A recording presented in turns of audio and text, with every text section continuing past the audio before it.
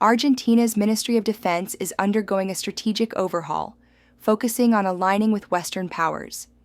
This includes acquiring United States origin F-16 fighter jets and seeking global partner status with the North Atlantic Treaty Organization.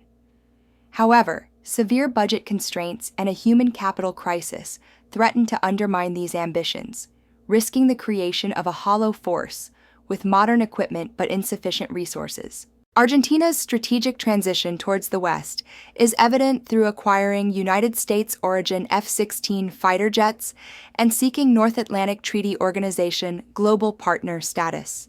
However, severe budget constraints and a human capital crisis threaten this shift.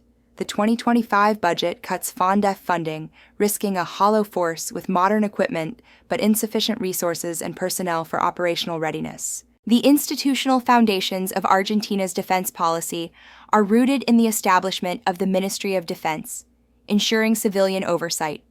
The regulatory framework is defined by the National Defense Law, which mandates the armed forces to protect sovereignty and territorial integrity, distinctly separating military and police roles, crucial for maintaining democratic principles. The ministry's creation in 1958 marked a pivotal shift towards civilian oversight of the armed forces.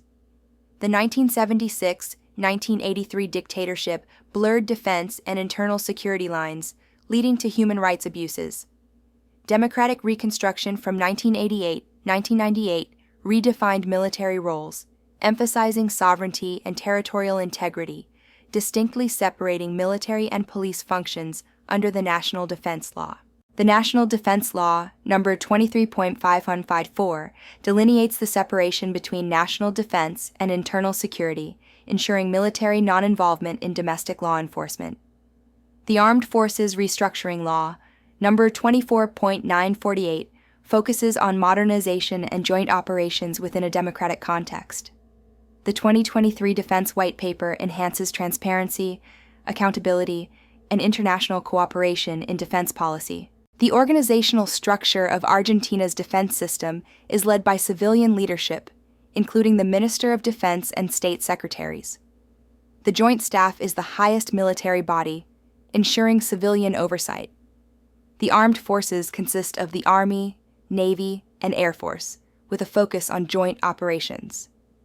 The Joint Cyber Defense Command protects against cyber threats, reflecting modern warfare adaptation. The organization and command structure is led by the Minister of Defense, Dr. Luis Petri, with state secretaries managing various strategic areas.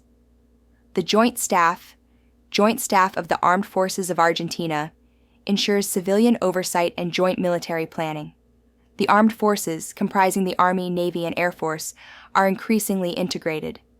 The Joint Cyber Defense Command, established in 2014, safeguards against cyber threats. CyberDef focuses on developing defense technologies like the Naval Observation System and lithium-ion batteries. Tandonor specializes in naval repairs and constructing vessels for maritime operations. FADE produces the IA-63 Pampa III aircraft and modernizes the IA-58 Pucará Phoenix. Military manufacturing faces challenges in ammunition production due to underinvestment and infrastructure issues. The military faces a retention crisis, losing experienced personnel due to a significant salary gap with federal security forces and provincial police. This exodus undermines investment in specialized training, hampers the operation of complex systems, and threatens defense capabilities. The National Defense University, established in 2014, aims to modernize and unify military and civilian training. The current defense budget projection for 2025 is $2.2 billion, representing only 0.31% of gross domestic product, which is alarmingly low. Despite the creation of the National Defense Fund in 2020 to ensure sustainable defense investment, only 8% of the mandated funds are allocated.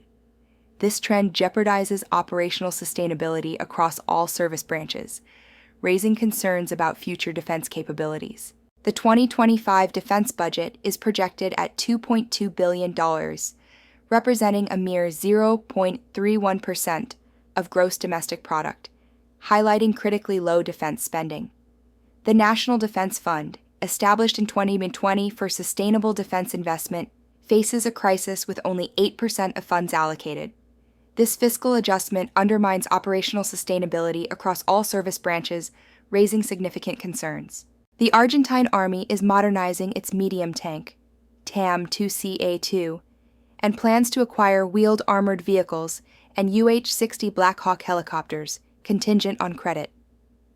The Navy has incorporated P-3 Orion aircraft for maritime surveillance, with plans to recover submarine capabilities. The Air Force's acquisition of 24 F-16 fighters marks a significant restoration of supersonic combat capability. Argentina's strategic shift towards the West is marked by its North Atlantic Treaty Organization Global Partner request, moving from non-alignment. The F-16 acquisition over Chinese JF-17s underscores this Western alignment, ensuring North Atlantic Treaty Organization interoperability. Reopening the ex-Air Brigade and establishing a new garrison in Tierra del Fuego enhance southern defense. Active in international exercises and United Nations missions, Argentina shows commitment to global security. Argentina's defense transformation hinges on balancing strategic ambitions with fiscal constraints. The alignment of foreign and defense policies offers acquisition opportunities, yet challenges like budget dilemmas and human capital risks persist. Harnessing national industry potential is crucial for sustainable development and operational effectiveness. Argentina faces a budget dilemma, balancing modernization needs with fiscal constraints, exemplified by the FONDEF suspension. Strategic coherence offers opportunities, aligning foreign and defense policies for acquisitions like F-16s. Human capital risk threatens operational effectiveness, risking a hollow force. National industry potential through CITADEF, FED-A, and Tandanor requires predictable financing for sovereignty and development.